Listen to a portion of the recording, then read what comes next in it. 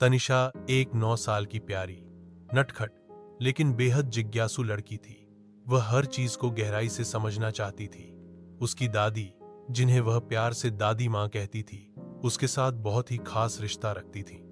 दादी माँ के पास ढेर सारी कहानियां थी, लेकिन सबसे दिलचस्प कहानी थी जादुई चम्मच की। एक दिन जब तनिषा बीमार थी और उसे खाने में बिल्कुल मन नहीं लग रहा था, दादी माँ ने कहा, आज मैं तुम्हें अपनी जादुई चम्मच से खाऊंगी, फिर देखना कैसे सब ठीक हो जाएगा। जादुई चम्मच? तनिषा ने चौंक कर पूछा, वो क्या करती है? दादी माँ मुस्कुराईं और एक चमचमाती हुई चांदी की चम्मच निकाल लाईं।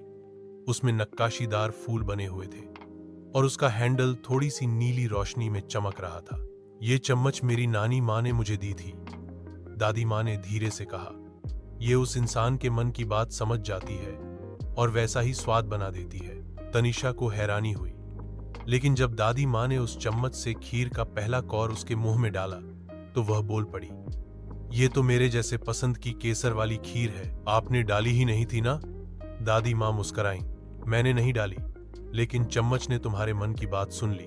उस दिन के बाद दादी की जादुई चम्मच तनिषा की सबसे प्यारी चीज बन गई। वह रोज नई फरमाइशें करती, कभी गुलाब जामुन का स्वाद, कभी मैंगो आइसक्रीम और कभी चॉकलेट हलवा, और चम्मच हर बार उसका मन जीत लेती। एक दिन स्कूल में तनिषा का मूड बहुत खराब था। उसकी सबसे अच्छी दोस्त रिया उससे नाराज हो गई थी। वह चुपचाप घर आई, कुछ नहीं खाया और चुपचाप बैठ गई। दादी माँ ने सब समझ लिया। उन्होंने बिना कुछ कहे वही जादुई चम्मच निकाली और खीर का एक कौर उसके मुंह में डाला।